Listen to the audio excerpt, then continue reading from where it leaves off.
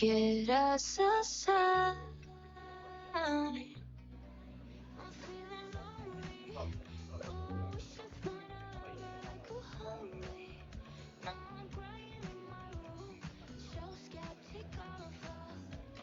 Still I wanted more.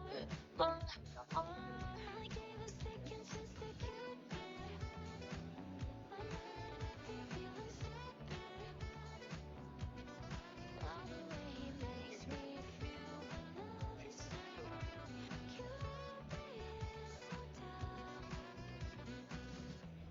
I look for your sorrows every day. I guess he got lost or flew away. When it runs to waste, been counting the days it's November. Stalling as soon as he said it.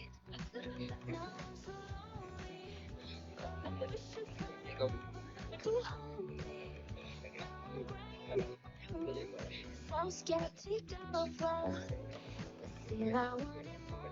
I gave a second chance to get there.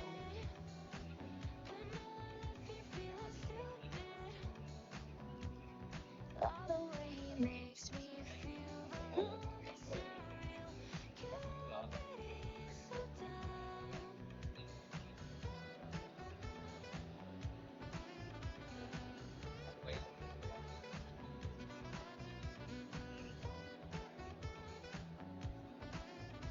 Cupid is so dumb. Hopeless guy is seeking someone who will shine this feeling. I'm a fool. I fall for my love. I fall for my love. I gave a second chance to Cupid.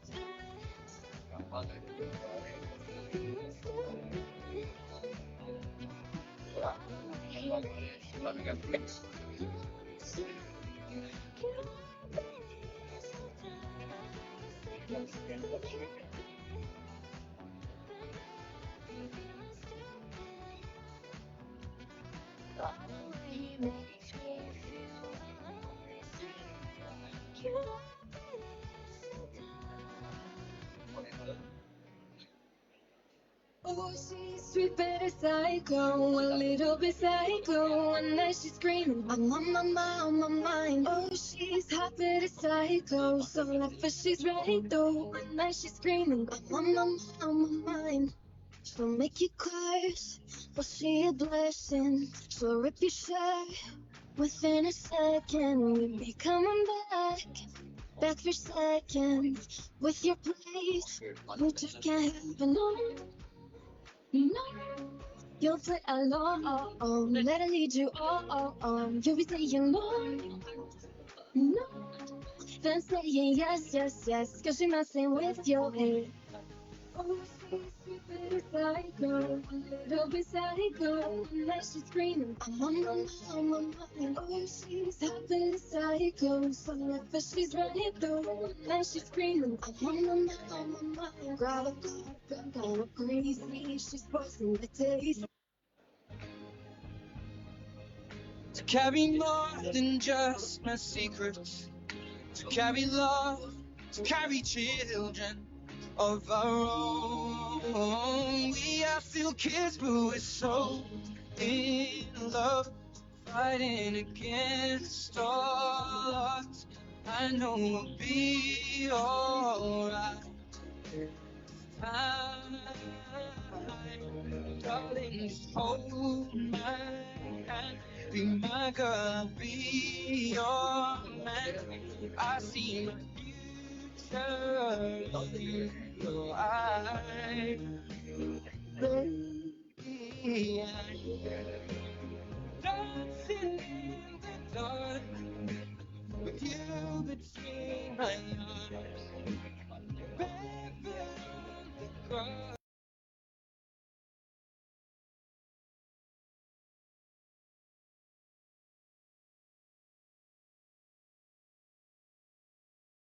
Don't deserve this.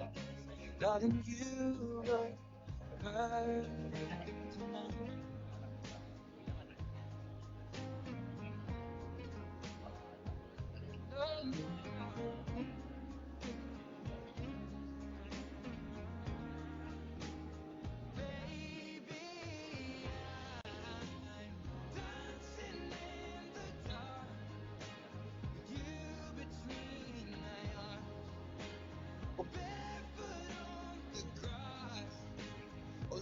moving into our favorite song. I have faith in what I see. Now I know I have met an angel in person. She looks perfect. I don't deserve it. You look perfect tonight.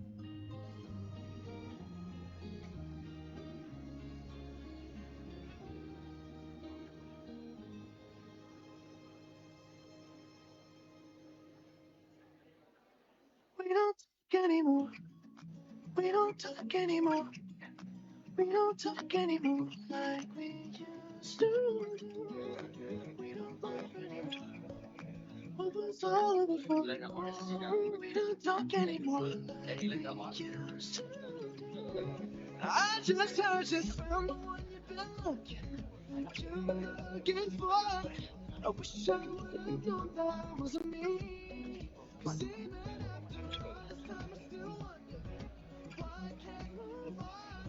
Just the way you did so easily. Don't wanna know what kind of dress you wearing tonight. I'll be holding on to you so tight. Way I did before. I should've known your love was a game. Now I can't get you out of my brain. Oh, it's such a shame. We don't talk anymore. We don't talk anymore. We don't talk anymore like we used to do. We don't laugh anymore. What was all of it for? We don't talk anymore like we used to do. I just can't get past somebody who knows how to love you like me. There must be every reason that you go. Every night you think you're not to control at your door. But I'm just too afraid that I'll be wrong. Don't wanna know if you're looking into her eyes. She's holding on to you so tight. The way I did before. I know before. Should've known your love was a game. Now I can't get you out of my brain.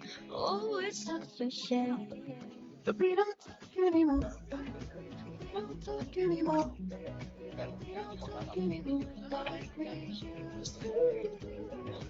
We don't laugh anymore. What was all of it for? We don't talk anymore like we used to.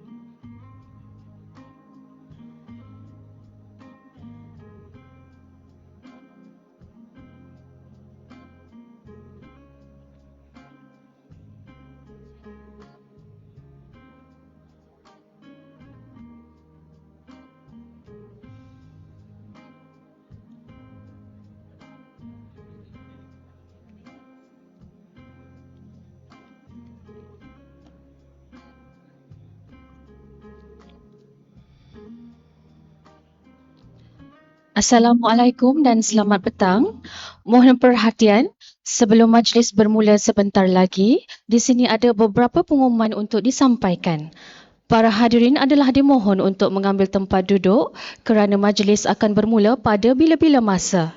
Para hadirin juga diminta untuk memastikan telefon bimbit masing-masing berada dalam keadaan mod senyap.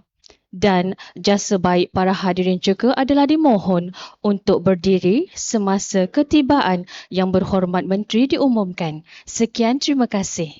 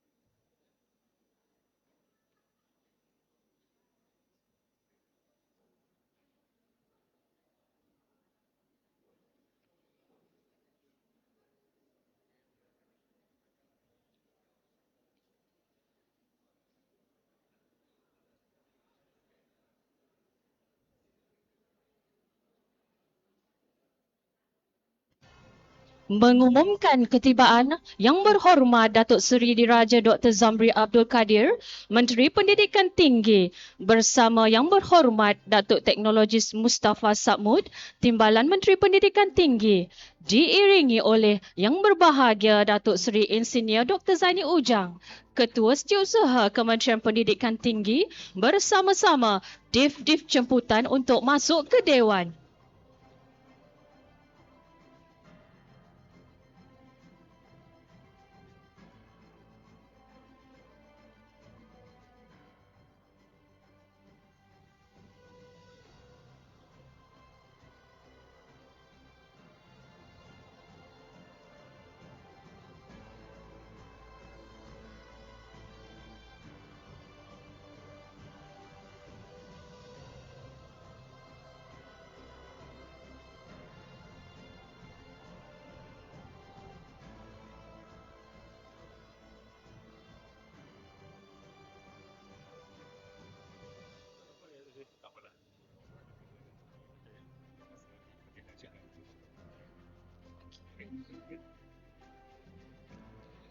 Seterusnya, hadirin dimohon untuk terus berdiri bagi nyanyian lagu negaraku.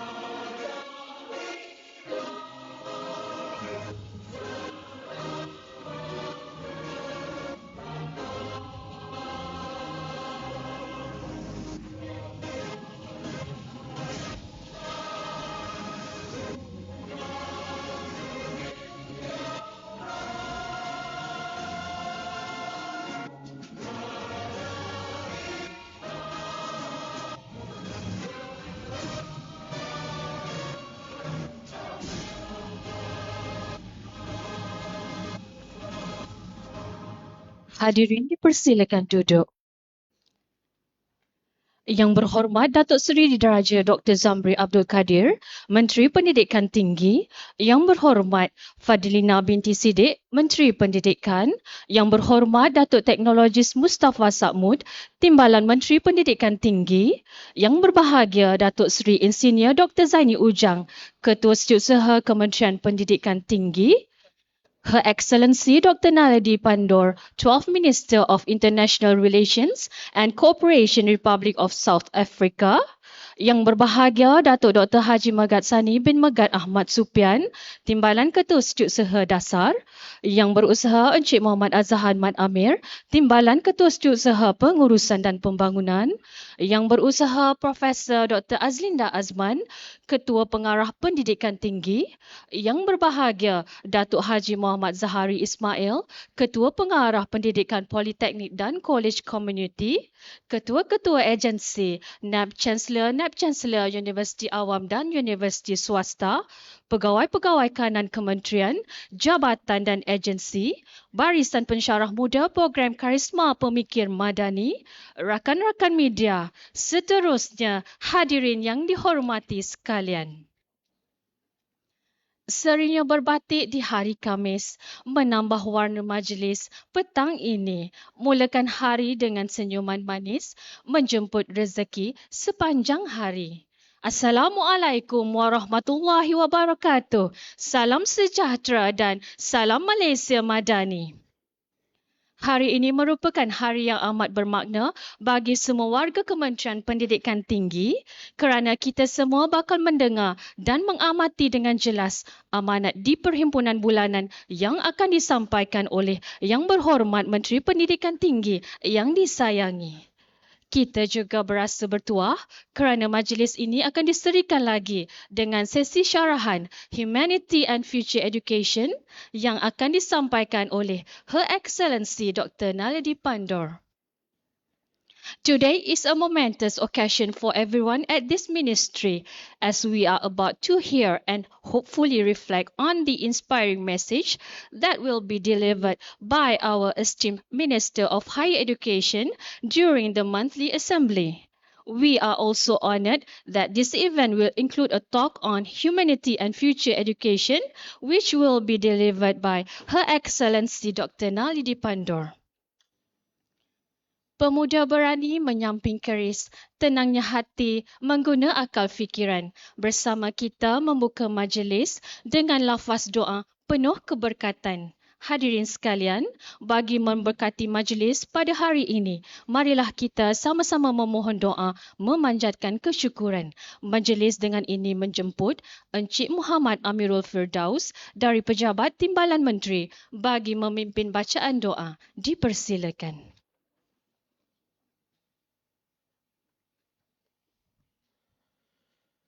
أعوذ بالله من الشيطان الرجيم بسم الله الرحمن الرحيم الحمد لله رب العالمين حمدا يوافي نعمه ويكافئ مزيده يا ربنا لك الحمد كما ينبغي لجلال وجهك الكريم وعظيم سلطانك يا الله يا رحمن يا رحيم kami menadah tangan merafakkan kesyukuran kepadamu di atas segala limpahan nikmat dan rahmatmu serta dengan keizinanmu dapat kami berkumpul dalam Perhimpunan Bulanan Kementerian Pendidikan Tinggi pada hari ini. Dengan hati yang penuh mengharap dan bermunajat, Engkau berkatilah dan rahmatilah majlis ini dari awal hingga akhirnya. Ya Allah, Ya Karim, Ya Wadud, tanamkanlah sifat mahmudah dalam diri kami dan jauhkanlah kami dari sifat mazmumah.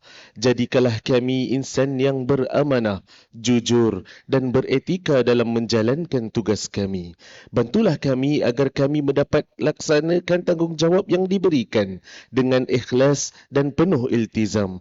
Tautkanlah perasaan kasih mesra di hati kami agar terbina ukhuwah yang berkekalan. Terapkan semangat juang yang tinggi untuk kami bersatu padu, bekerjasama dan saling membantu sesama kami. Ya Allah, Ya Fattahu, Ya Alim, jika ada di antara kami yang sedang dalam kesakitan, sembuhkanlah penyakitnya. Jika ada di antara kami sedang dalam kesulitan, permudahkanlah urusannya. Jika ada di antara kami sedang dalam kesempitan, lapangkanlah rezekinya. Jika ada di antara kami sedang dalam kesedihan, kuatkanlah hatinya. Rabbana atina fid dunya hasanah wa fil akhirati hasanah wa qina adzaban nar. Wa sallallahu ala sayyidina Muhammad wa ala alihi wa sahbihi wa sallam. Walhamdulillahi rabbil alamin.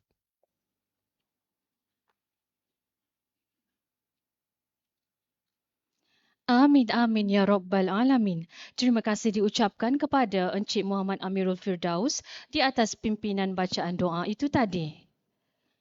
Bagi meneruskan majlis dengan ini menjemput Yang Berhormat Datuk Seri untuk memperkenalkan penceramah jemputan kita pada hari ini. Dipersilakan.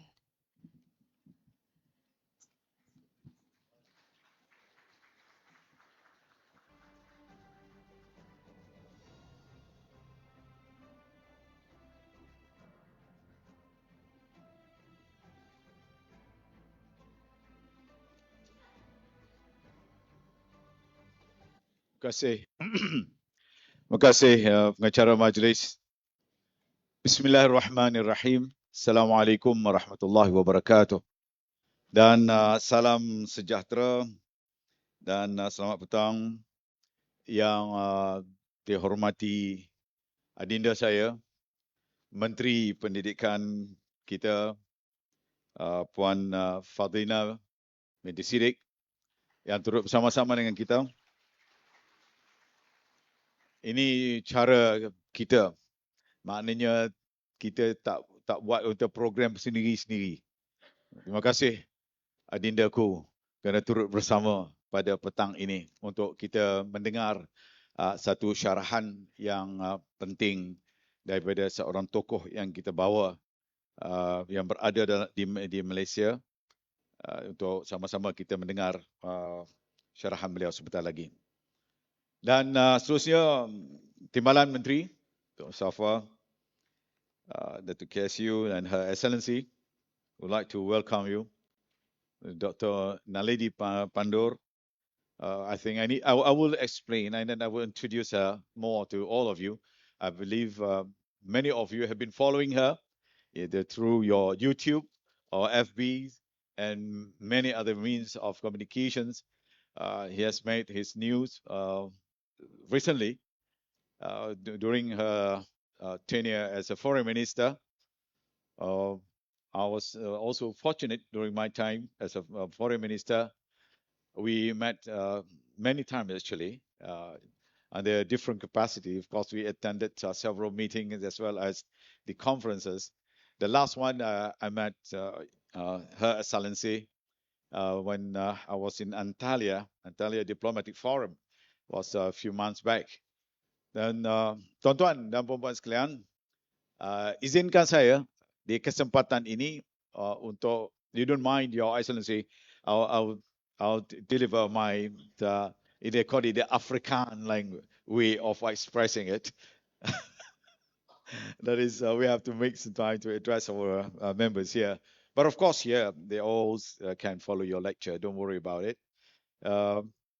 The first thing that I would like to say here is to thank you very much for your presence today, and of course to the audience for taking your time to be with us and to listen to one. I think it was going to be one of the important and very, very meaningful lecture to be delivered by none other than Dr. Pandur. And we have here, for your information, Your Excellencies, members of the higher education community.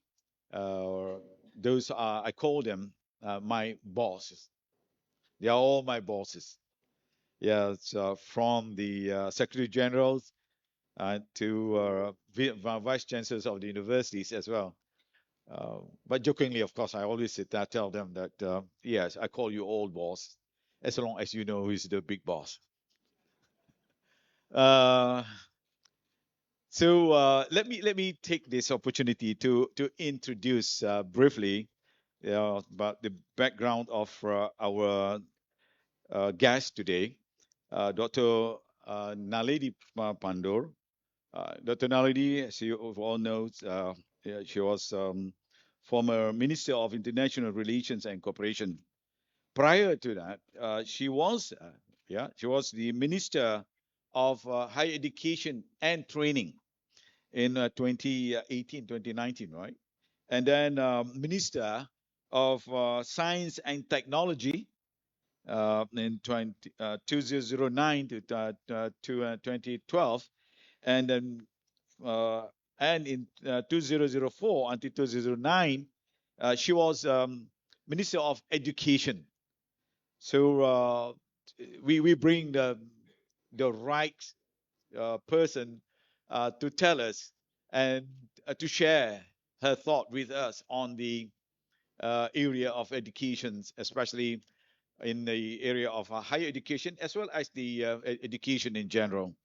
So she was also the chairperson of the National Councils of the provinces and deputy chief whip of the African National Congress. And she recently, as I mentioned to all of you, made her names internationally on her call, yeah, on the ICC and 12 November 2023 to speed up its investigation of application of the Convention on the Prevention and Punishment of the Crime of Genocide in the Gaza Strip, and that she expect the ICC to issue an arrest warrant for Israeli Prime Minister Netanyahu. Yeah. And in her own words, she said this: the world has seen enough of the tragedy in Gaza, and it is time for countries to use their influence over Israel to put a stop to this real crime against humanity. This is a very strong word from none other than our Dr. Pandur. And she further said this: we are appalled at how this horror and tragedy that is an unfolding continues to get worse and worse. And I think the world has seen enough. And it is time for the most powerful in the world to put a stop to this horror that Israel is unfolding against the people of Palestine. Jadi saya nak sebutkan sedikit sebanyak tentang latar belakang beliau. Very strong lady. Her voice reverberates everywhere.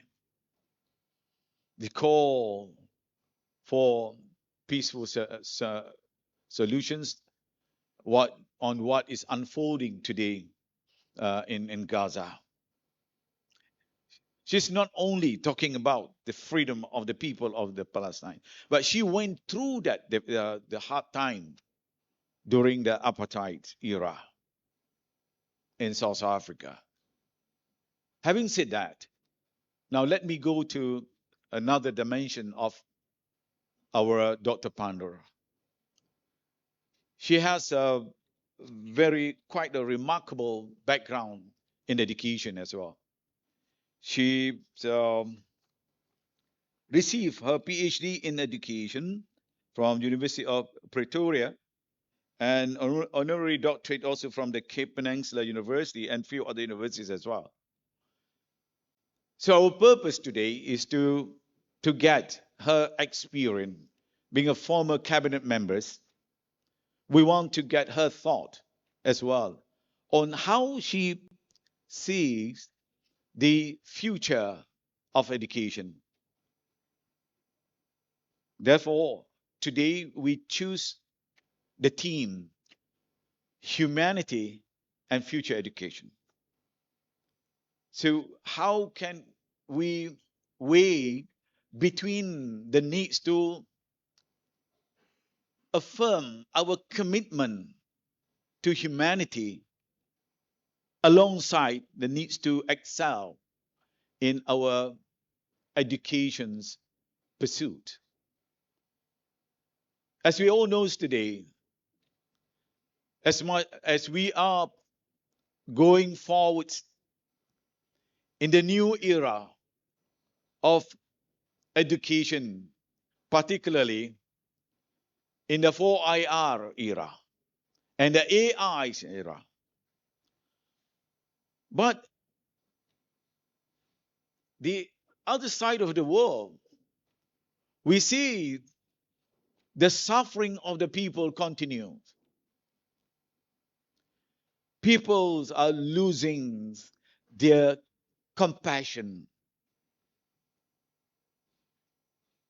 Some of the actions taken by certain people, certain groups, or certain countries to that extent, they don't have any compassionate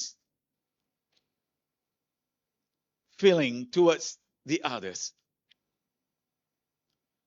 They continue to perpetrate their agenda against others. Yeah. The agenda of us against them. So I think it is time for us now to reflect upon the type of education that we are having today.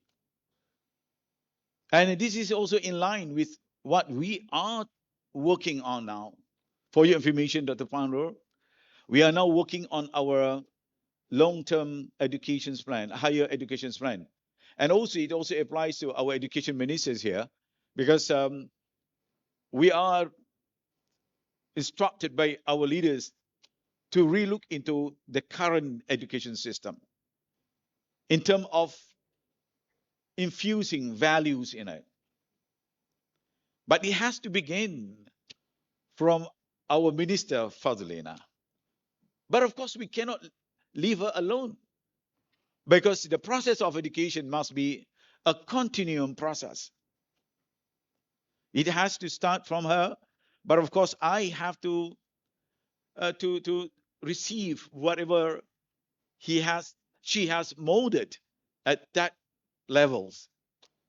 So there must be the pathway, a seamless pathway for us to build our education for our society. So as such, this is the real challenge for us to do that, but nothing impossible. So we are planning now to develop our blueprint, the new blueprint from 2026 until 2035 for the next 10 years planning for higher education. And of course, the country needs our technocrats, new professionals in a different area, and as well as different sectors. But we must also balance it with the morals and ethical values. So how to do it?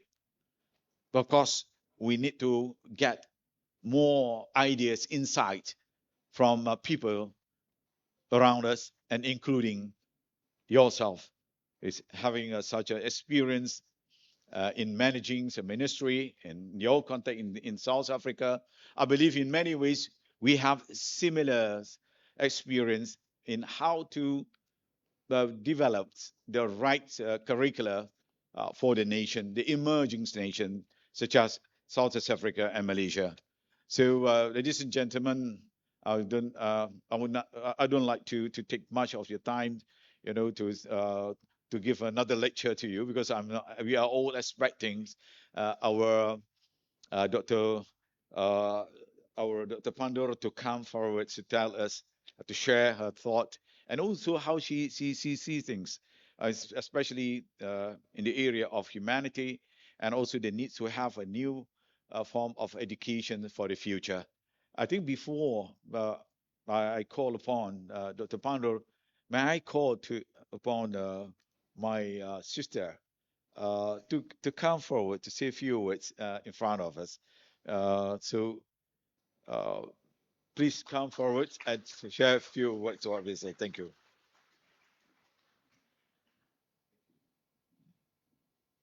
Bismillahirrahmanirrahim. Wabihi nasta'in. Wassalatu wassalamu ala rasulillahil karim. Wa ala alihi wa sahbihi ajma'in. Assalamualaikum warahmatullahi wabarakatuh. Salam sejahtera, salam Malaysia Madani. Yang saya kasihi kekanda saya, Dato Seri Diraja, Dato Seri Zambry. Kekanda saya juga, Dato Mustafa Mahmud, Timbalan Menteri Pendidikan Tinggi, yang berbahagia Dato Seri Dr. Zaini Ujang, Ketua Setiausaha Kementerian Pendidikan Tinggi, Her Excellency Dr. Pandor, yang berbahagia tuan-tuan dan puan-puan yang saya kasih sekalian. Di kesempatan ini saya merakamkan ucapan terima kasih pertamanya di atas jemputan kekanda saya untuk hadir pada petang ini. Sesungguhnya jemputan ini memberikan makna yang cukup besar apabila kita sedang bercakap tentang hala tuju pendidikan negara, khususnya direction of the nation ketika ini untuk pendidikan, ataupun hadaful watan ketika ini bila bercakap tentang pendidikan ini. Dan kebetulan bila kita melihat tajuk ini, ia sememangnya sudah pun berada dalam hala tuju Kementerian Pendidikan, khususnya bila kita bercakap tentang karamah insaniah, the human dignity, dan juga aspek-aspek yang terkait rapat dengan pendidikan manusiawi. Dan kebetulan tagline di Kementerian Pendidikan Malaysia adalah pendidikan manusiawi, Malaysia Madani. Jadi ini saya fikir ruang ini saya amat berterima kasih sesungguhnya kerana ini juga kolaborasi yang sangat penting ketika ini yang sedang kita laksanakan. Saya sangat beruntung sebenarnya mempunyai kekanda yang cukup banyak memberikan pedoman dan membantu banyak khususnya di peringkat Kementerian Pendidikan Malaysia dan kerjasama dengan KPT. Dato Seri Zambry, kebanyakan urusan ataupun kolaborasi kita dengan KPT ini memang mendapat sokongan dan dukungan penuh daripada semua pemimpin-pemimpin KPT. Jadi tepukan untuk semua Nab-Nab Chancellor yang hadir pada hari ini yang sebenarnya telah banyak memberikan sokongan kepada program-program di peringkat Kementerian Pendidikan Malaysia. And Your Excellency, we are so happy that you can be here today. Your work is so amazing. Thank you for what you're doing now and insyaAllah for the future. InsyaAllah. Terima kasih. Assalamualaikum warahmatullahi wabarakatuh. Majlis merakamkan ucapan ribuan terima kasih kepada Yang Berhormat Fadilina binti Siddiq di atas ucapan sebentar tadi. Baiklah, tanpa melengahkan masa, majlis dengan ini menjemput dan mempersilakan Her Excellency Dr. Nardi Pandor untuk menyampaikan syarahan Humanity and Future Education. Dipersilakan. Without further ado, we now invite Her Excellency Dr. Nardi Pandor to deliver her lecture on Humanity and Future Education.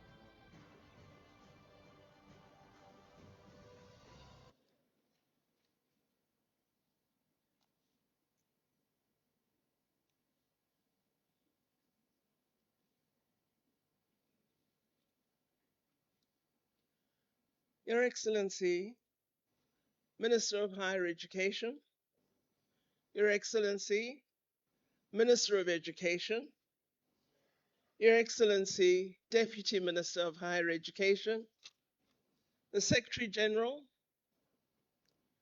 the Director General, and all senior officials present here this afternoon, Vice Chancellors and academic leaders present here, students and friends. Let me begin by greeting you all. Good afternoon and Assalamu alaikum wa rahmatullahi wa barakatuh. Many people forget that there are Muslims in Africa.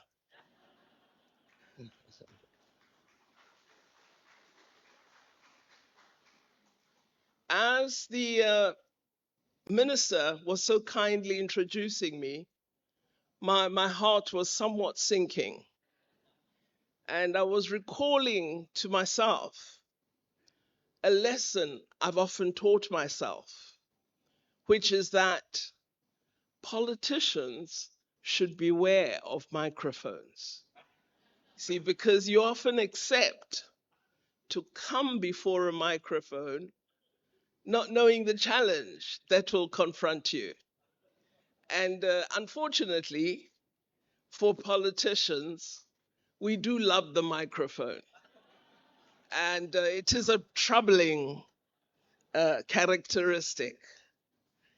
So I came to Malaysia to participate in a wonderful conference held in Ipoh in Perak that was focused on a very important theme. Together we stand, Muslims and global humanity.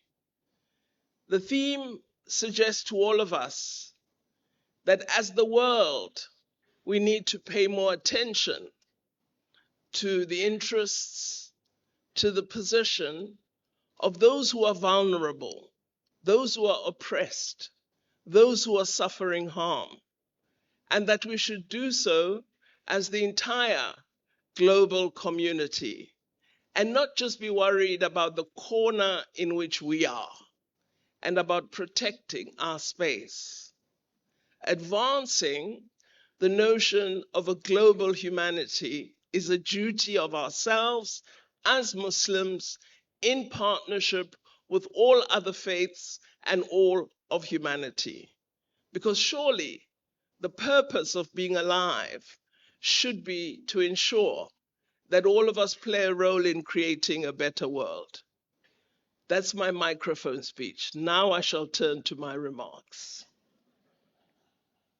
So the minister very kindly invited me to speak on the subject of indeed humanity and the future of higher education. I shall try to do that, and I hope that in what I say, I do the assignment that the minister has given to me. I thought that I would somewhat begin by setting the context. All of you are aware, particularly those who lead in higher education, that much of the changes in higher education have occurred in a very, very challenging 20th century context. It was really in the period of the 1990s, 1980s, 1970s that we saw a reawakening and a transforming of higher education.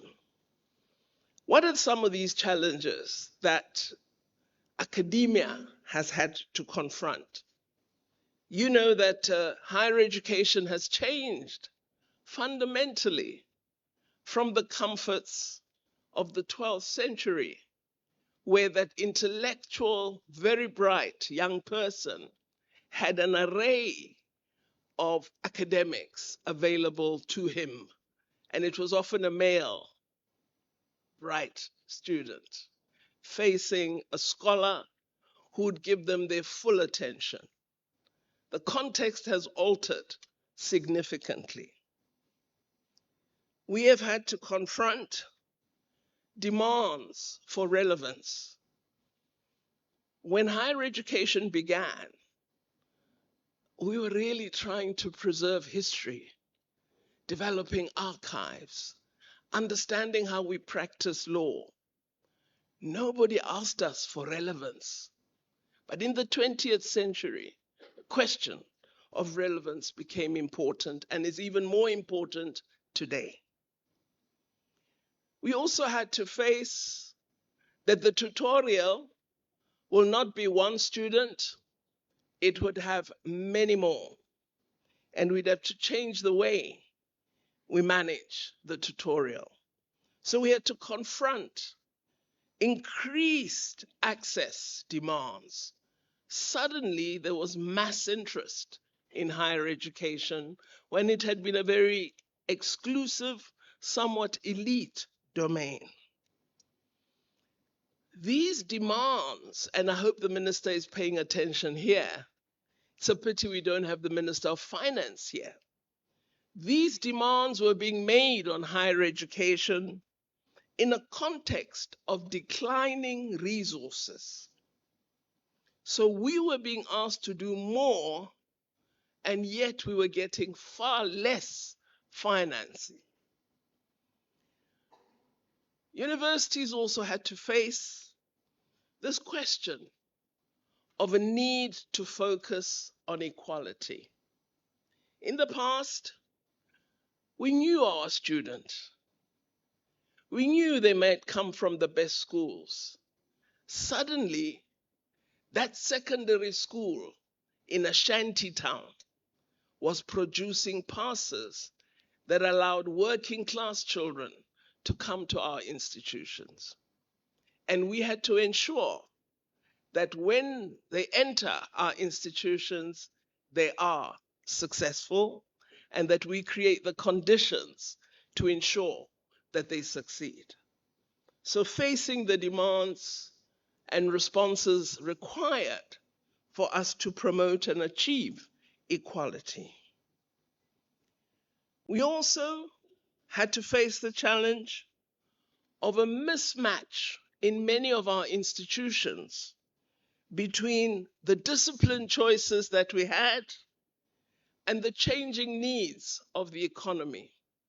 I recall having lots of quarrels with colleagues when I was a university lecturer about the notion that the student came into our universities prepared for academic study. It's a totally different domain from school. But also the economy was changing fundamentally. And yet we continued to produce our Bachelor of Arts candidates, our Bachelor of Sciences, our Bachelors of Commerce, almost assuming that the world remained much of the same. So we had, again, with industry knocking on our door, with the declining resources, with our increased reliance on private funding into our system, we had to be responsive to what the economic sector was demanding from us. And of course, we had to always be very careful that the scales don't fall too much one way or the other, that we are not a man or person power producing institution purely, but that we continued the essential role of higher education, which is knowledge generation. Another phenomenon of the 20th century was this rise in private higher education providers and their competition with many of us in the public higher education sector, and at times our inability to compete effectively with them. They had the funds to advertise, they had the size to offer minimum, very few disciplines, very discrete numbers of students. They appeared more successful than we were. We were taking on thousands of students in the public sector. Many would not succeed, and our ministers would consider us a failure, and yet they were pumping mass access to us. So this private higher education sector and its competition with us was a challenge in the public sector. And it's something that I think we have to pay careful attention to. Often, because of an appearance of efficiency in the private system, our governments have a temptation to give attention and funding to private higher education. But it's very critical that we always remind our governments that actually their purpose is to ensure we have strong, able, and functioning quality public higher education. Another element that was quite new for many of us was this matter of quality assurance. Suddenly, our master's programs were being reviewed by a quality assurer every 3 to 5 years. And to our horror, our B.Ed programs were found not to be credit worthy. We had to rethink the whole structure of our academic degrees and be responsive to quality assurance. What is exciting is that in the face of all these challenges, universities globally have worked very hard to respond effectively. But as we talk about humanity and the future of higher education, we must also acknowledge that now that we're in the 21st century, even more challenges are confronting us, particularly with respect to the role of humanity in grappling with an ever-changing world. In my country, South Africa, one of the features of our society, because of our history, is the prevalence of racism, of discrimination against a person because of their color. Now, when you keep to that theme of Ipo, that together we stand, Muslims and global humanity, there should be no sense in which we believe because of a person's color, they are inadequate or less than we are. But in some of our higher education institutions in South Africa, we have had awful instances of racism. And often the university leadership is unaware of the need to be alert to diversity issues. So the matter of diversity, of a changing world, is extremely important, and of ensuring that every student that enters our institution feels that they are welcome and practically is welcomed. This is a critical area that our new context demands we address. Many of our institutions have now begun to internationalize, that is, to attract particularly postgraduate students from other countries. And yet we haven't quite addressed the issue of diversity and of ensuring those students actually feel they have a place in our institutions. So our world is ever changing. And if you have a vice chancellor who believes that what he was doing 10 years ago is still relevant today, Minister, I would take a careful look at that vice chancellor, because the world is changing so quickly. We also have an increasing set of very complex and multifaceted demands that are placed on us. Now, it's difficult to really accurately talk about the future. All we can do is perhaps try to discern what some of the future uncertainties that we should respond to are. Firstly, of course, you recall that as we confronted COVID-19, we suddenly had to learn how to use a laptop, and that computer, which had been sitting on Professor's desk for 10 years, became his most important tool of trade.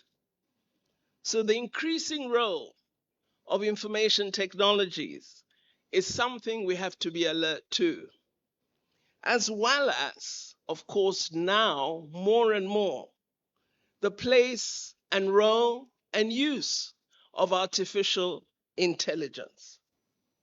I met a young person recently who rather boastfully was telling me he had written a book on a particular subject.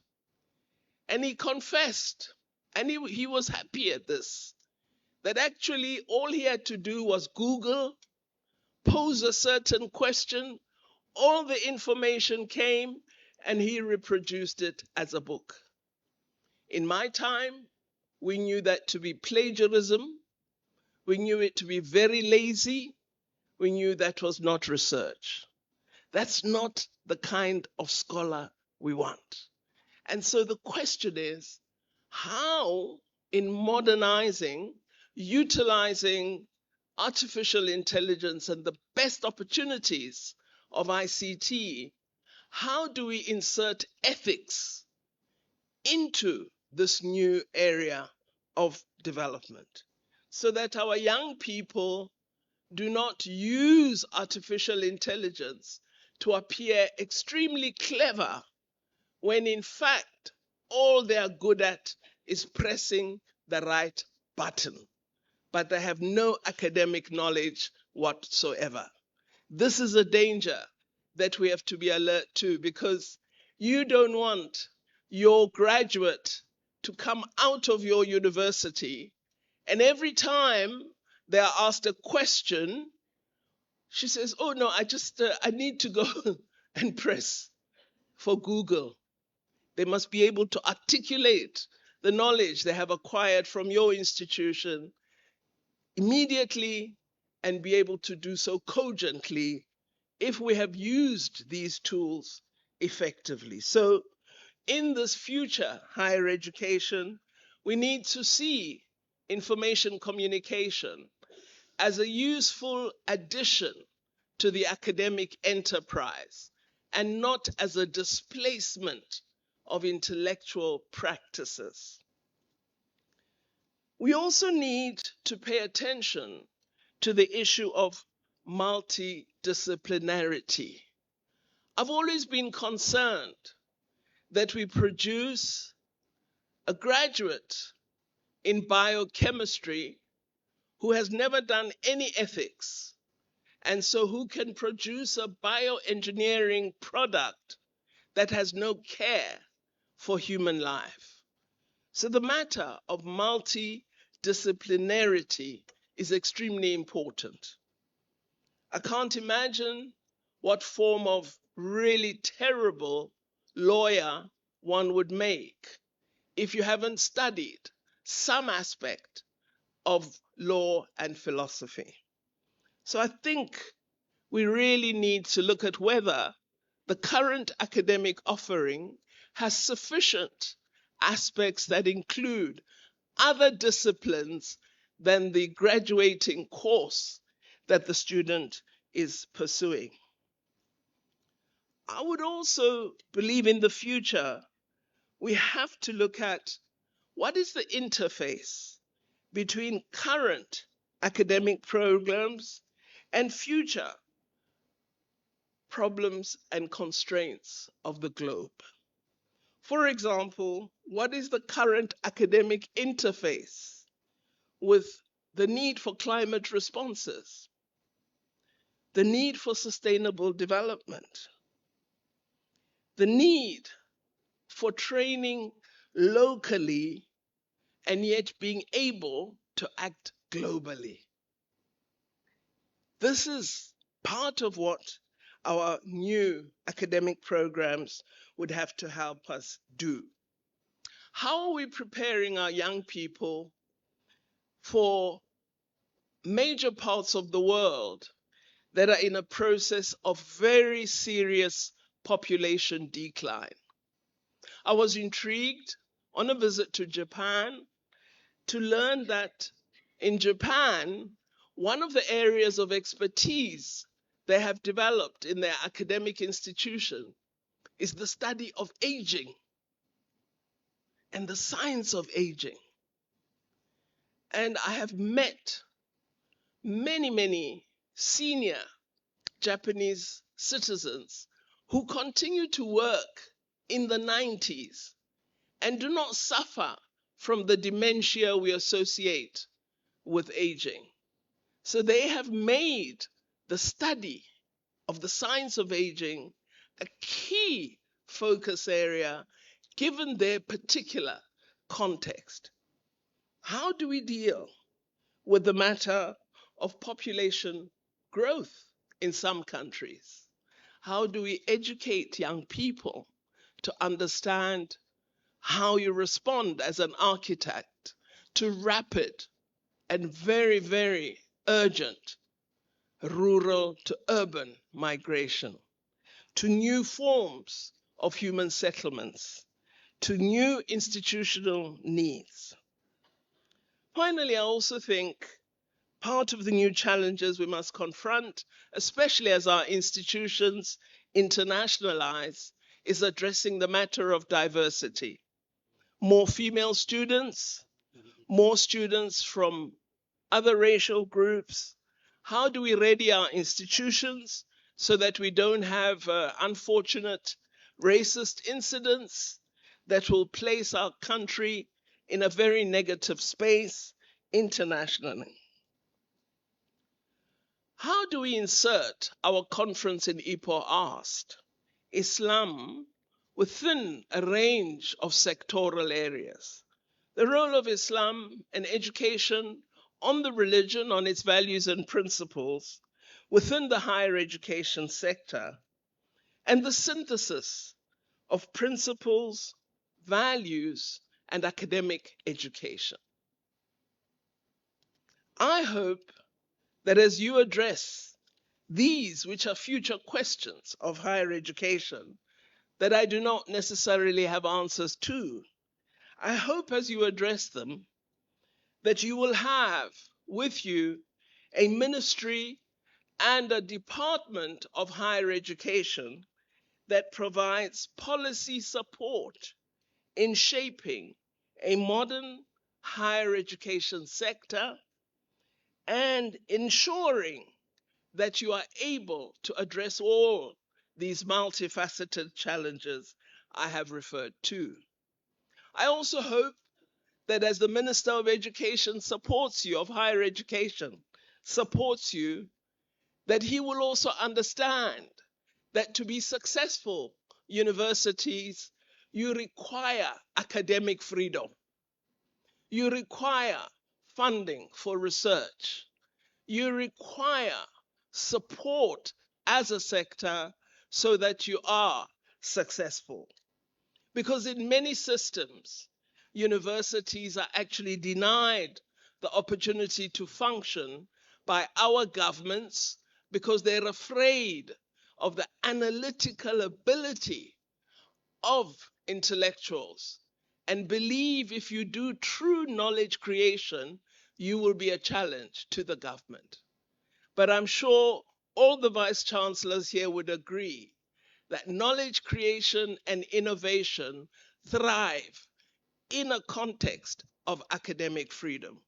So I hope that with our dear colleague, the minister, that you will enjoy the academic freedom to ensure that higher education in Malaysia is a higher education system that delivers quality, that delivers students that are competent and able to support Malaysia in achieving all its development ambitions. I also hope that you will produce students who are committed to playing a role in the world. I've always argued with our institutions in South Africa that I believe that a student who does her bachelor's degree in University A and her master's degree in University A and her PhD in the same university, I don't think she's had a good academic experience. I believe we must encourage our students to have a diverse academic experience.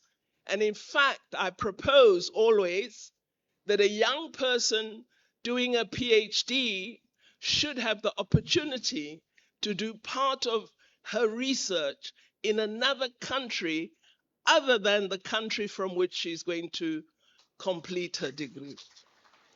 Because in that way, you allow your postgraduate student to get the best access to knowledge and the best experience of academic education. So, Minister, I'm going to pause here This is really my thinking. I believe that humanity has benefited significantly from the presence in society of curious scholars. I believe very strongly that as scholars, we do have a responsibility to be responsive to our society's needs and interests. But I have an even stronger belief that as the political leadership, we should support what in academia they call blue skies research, that we should provide the opportunity for that real creative thinker to be able to thrive. We shouldn't say, no, everything must just be relevant and there's a box and you must follow that. We won't get the best if we do that. That crazy person who has this notion of something very different, that will be your future innovator. When I was Minister of Science and Technology, one of the areas many of our scientists had an interest in was astronomy sciences. And I decided we should fund them to do research in this area. And often I would be criticized. What's the use of funding astronomy? Doesn't serve society. But we produced the best big data innovators. We produced brilliant astrophysicists. We produced fantastic mathematicians. Out of astronomy, we got amazing graduates. So don't be afraid, Minister, of the blue skies thinker. They might look crazy, but they are the true innovators. Thank you very much for giving me this opportunity. Assalamu alaikum.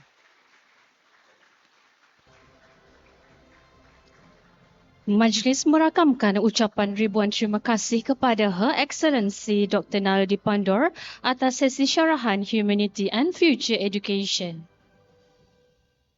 On behalf of the Ministry of Higher Education, we would like to extend our sincere thanks to Her Excellency for the captivating session on Humanity and Future Education. We shall now open the floor for Q&A session.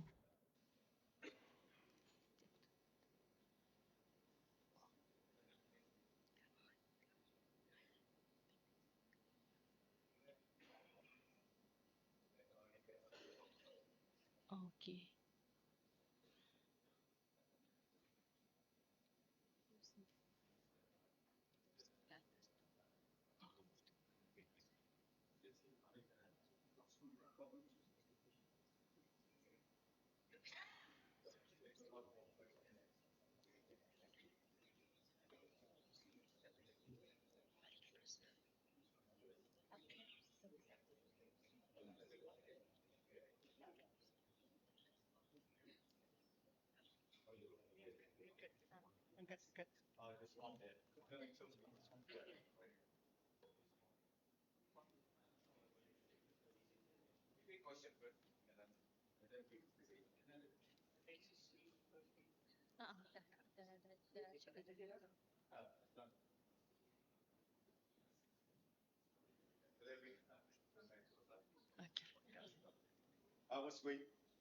Let me. You don't mind? I take over as an MC. It's for you. You maybe she said, well, or you want to come forward, or she said, okay, right. I would like to allow for a question and answer session now. If probably if you have any comment to make, our Dr. Pandor is more than happy to answer your question. Or also you can share your thought, your thinking. Probably she can also consider that to bring back home for those creative ideas from our side too. So please feel free to ask anything. I think we really shared quite an interesting point raised by our Dr. Pandor just now. May I call upon any one of you? Yes, please. You want to? I'll take that. Right. You want to take this? Yeah. Why don't you take this? Test mic 1, 2, It's 3. easy for you. All right. Assalamualaikum warahmatullahi wabarakatuh. Dumela, Her Excellency Dr. Neldi Pandor. Welcome to Malaysia. I'm Nazrin Azri bin Nur Azmi from Department of Polytechnic Education and Community College Education, JPPKK in Sabah. I'm also a member of the Young Lecturer Group under Manadi Charisma Thinkers. I'm excited to connect and would like to ask a question. The question is, considering the rapid advancement in technology and their impact on the job market, how can the principle of humanity be integrated into future education system to effectively address and reduce unemployment? Thank you.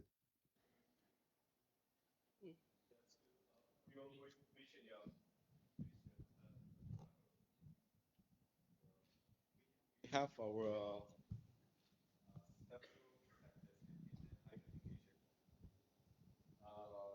we have university, and then we have polytechnic, and we also have community college.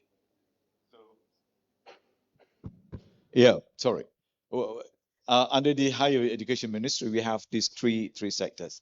So that's question coming from the community college, and he's from Sabah, where our deputy ministers come. From the Borneo side. It's a very interesting question, though. May I just call for more question first, and then we will call the founder to respond. Yes. Now, I suspect what I said was very clear and familiar to everybody, so they won't ask questions, or it's so well known that I bored them and they don't have questions. But VC, you have any we question? have a similar set of institutions in higher education in South Africa. So we also, within higher education, have universities. We have TVET colleges. We also have community education and training centers, which offer programs, particularly for training for persons who may be in a skills area that is increasingly not found in the economy. So if they wish to reskill or acquire a new skill, they would go to the community training, education and training centers. And they're much more diverse, far less rigid than the formal colleges and universities. So I think we cannot avoid the presence of artificial intelligence in our world. It's a reality. And I think what we need to do is ensure that we understand it, that we can use it effectively, but also what we've got to do in our education system is to train our young people to understand that the world is changing rapidly, and they have to be ready to flexibly respond to every changing context. That means, as trainers, our programs should also be context aware. And you can't offer the same programs assuming that the world remains the same. You actually have to be aware that if it is the case that we are using tablets more and more, what we need are technicians who can help repair those tablets. If we rely on particular software programs to have access to medical advice utilizing information technology, we must train our young people on how to diagnose or treat using that very technology. So again, the way we train and what we train on, one, must be flexible, two, must be modern and responsive, three, must allow for the person to understand that if you trained as a teacher, you're not going to be a teacher forever. You will have many, many careers, and you will have to have flexible thinking, flexible skills in order to respond to the increasingly different demands of the world in which you are going to live.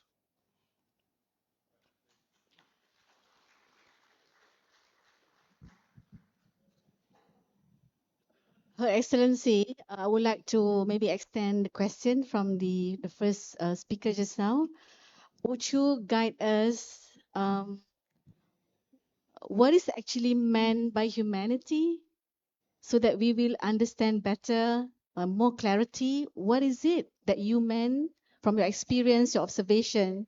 What is humanity? That is my first question. The second question is, looking at humanity, I believe, personally, I believe it is a very strong values as a leaders. How would you advise us to contextualize humanity in our leaderships? It doesn't matter your sectors, your level, but how do we really, as a leaders, contextualize humanity in our work?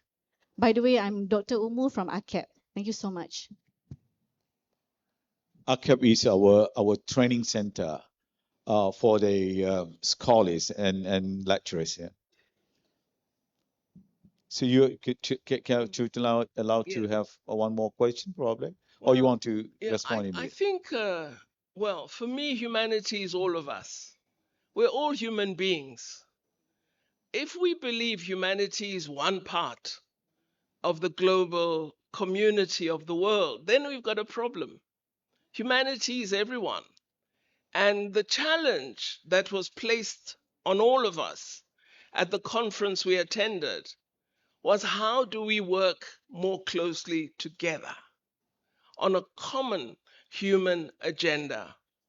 In September this year, for the first time ever, the United Nations is convening a very significant conference called a Future Conference. And it is looking at those issues that we must address and develop responses to for an emergent future. So my first question would be, humanity is all of us in our diversity. And we succeed at our humanity depending on how we interact, interface, and work together as part of the globe.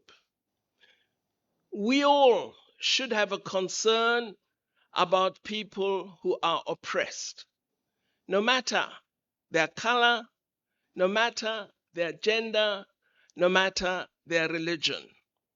I've been trying to point out to many people that we do not stand up for the people of Palestine because they are Muslim, because there are Christians in Palestine, there are Jews, there are other religions. Why we stand up is because we are offended by the breach of the human rights of Palestinians. And that standing together, that recognition that we are part of all of the world, is what makes us part of humanity. How do we understand humanity in our work? Well, if in your institution you have the fortune one day of admitting a young female student who has the disability of hearing, what will you do? How ready are you for that student? Have you prepared to have the appropriate devices so that student is able to carry on with her academic program? Do you have all that is necessary to support that young person to succeed? Because they must not fail because of their disability. That is part of who they are. You have to help them succeed as the institution by recognizing and responding to the needs that they have. This was drawn to my attention in practical terms when, as a minister, I was approached by 10 blind students who had been at university for a term and just were not supported at all. And for the first time, we had a university discussion about assistive devices for students with various disabilities. So how do you respond? Be aware of your students, make sure that they're supported. No female on your campus should feel unsafe. No person of color should feel rejected. That is how you know that you have a campus that recognizes we are all human beings. And if our world would get to that point, I think we'll have a far better world than we have today. Yes, VC. This is a VC from one of the universities in Malaysia. She's the only lady. Okay. Dear Excellency, welcome to Malaysia. I'm Masila Kamaruddin, the Vice Chancellor of University Technical Malaysia Melaka, representative of MTUN. However, I'm not going to ask about technical university, but I would like to ask about your experience in women. Can you explain a bit about your MTON? MTON means what? Malaysian Technical University Network. Malaysian Technical Universities Network. They are comprising about 4 universities altogether. Yeah. So, Her Excellency, I would like to echo on the technology-driven, AI-driven ecosystem. But at the same time, we would like to see more women's leadership in this arena. So, based on your experience, how can you share to us how to empower women, especially in technical leadership? That's one. And how do you face challenges in the male-dominated industries or arena, especially in your politics area? Thank you. Okay.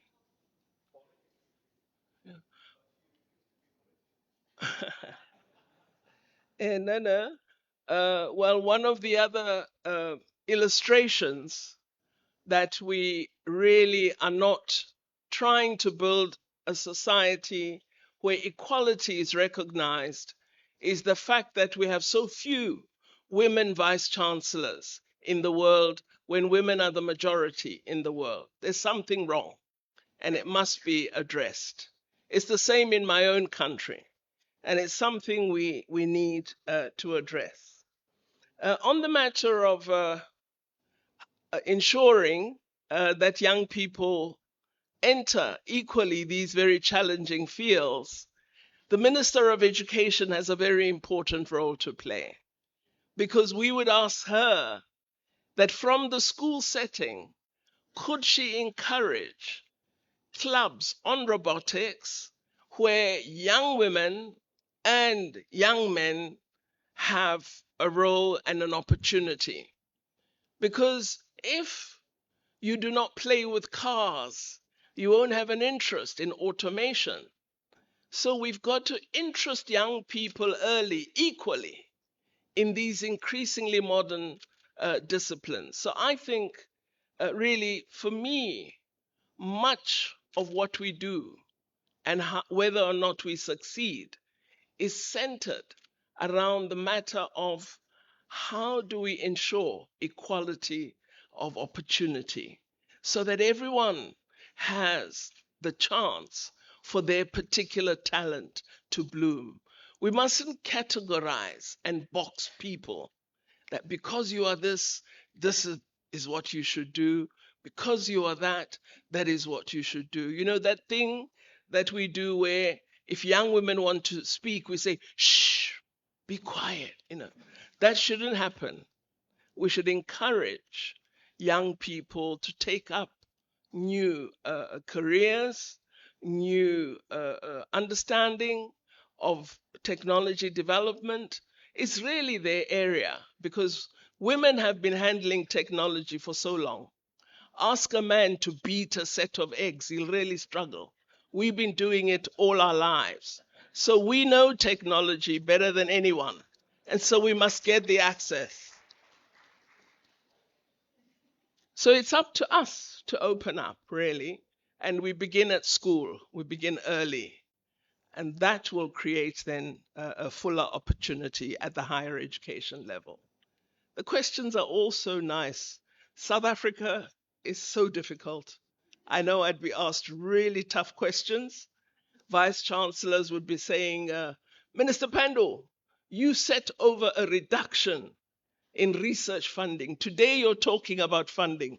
What changed you? So you are very kind, I must say. And of course, if a minister is present in South Africa, they'll make sure the minister has to answer a question.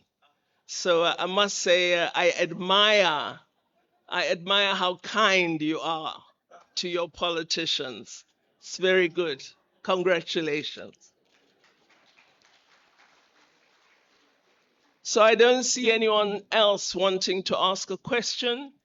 You have more questions? I would want to conclude by saying one of the areas of opportunity that I think we don't address in my country and many other countries is the issue of language and diversity of language. I've always said to our colleges that it would be lovely for a French-speaking African to come to South Africa as a tourist and know that there'll be someone in their hotel who speaks French. So the matter of language is critically important in the training that we should offer our young people, because we shouldn't just talk about tourism. We need to talk about tourism and the skills associated with tourism. So I do hope that international languages are part of the offering that our young people receive. Thank you very much for your kind attention.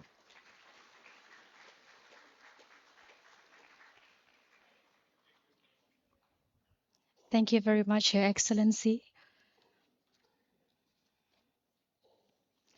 Seterusnya, Majlis dengan hormatnya menjemput Yang Berhormat Datuk Seri Diraja Dr. Zambry Abdul Kadir, Menteri Pendidikan Tinggi, diiringi oleh Yang Berhormat Teknologis Mustafa Sakmud, Timbalan Menteri Pendidikan Tinggi, dan Yang Berbahagia Datuk Seri Insinyur Dr. Zaini Ujang, Ketua Setiausaha Kementerian Pendidikan Tinggi, untuk bersama-sama Yang Berhormat Menteri naik ke atas pentas bagi sesi peluncuran Dashboard Pendidikan Tinggi. Dipersilakan.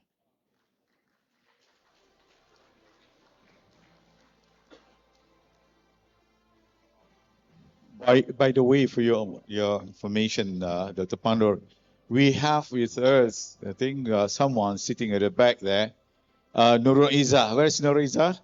Where's Izzah? Can you come forward and take the seat here? Thank you for joining us. Duduk situ. We are going up there.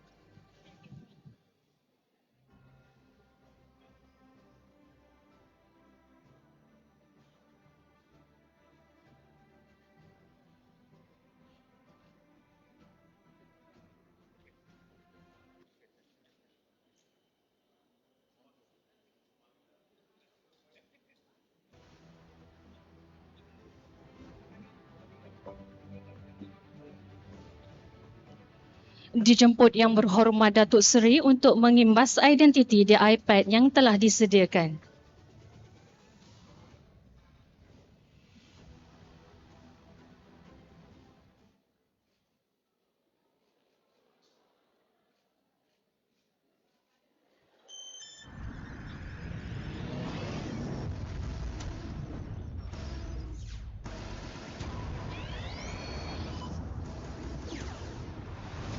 Ingatlah bahawa the brains of the nation sebenarnya berkumpul dalam Dewan ini dan dalam kementerian ini. Justru kecemerlangan dan keunggulan adalah suatu kemestian, kerana dari sinilah penilaian dan pemantauan terhadap kesemua polisi dan dasar negara dilakukan.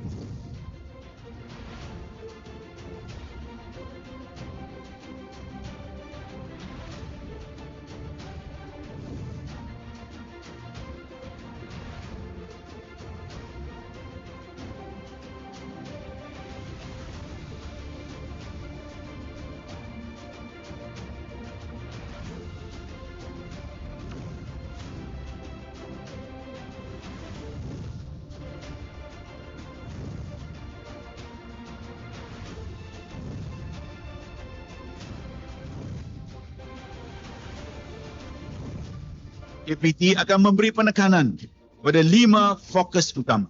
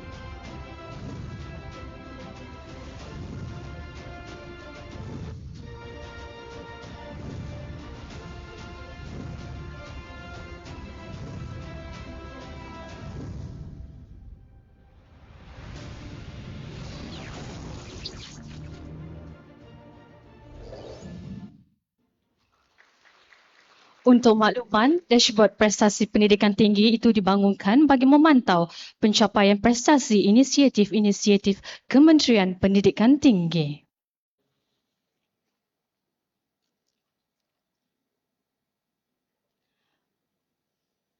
Win.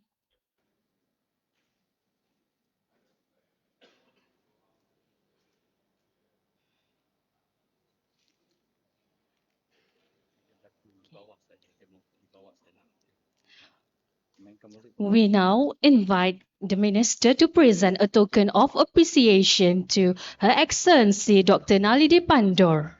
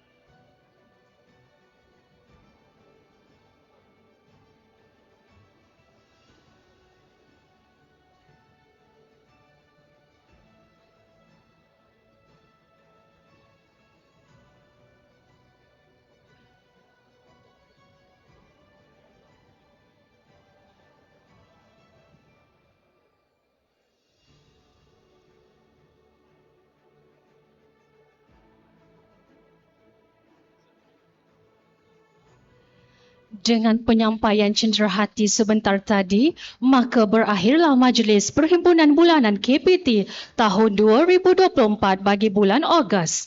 Semoga kita semua dapat menghayati intipati penting ke arah kecemerlangan perkhidmatan.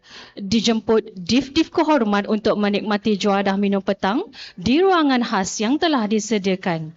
Manakala tuan-puan para jemputan dijemput mengambil makanan secara pack food di tepi luar Dewan. Sehingga bertemu kembali, wassalamualaikum warahmatullahi wabarakatuh.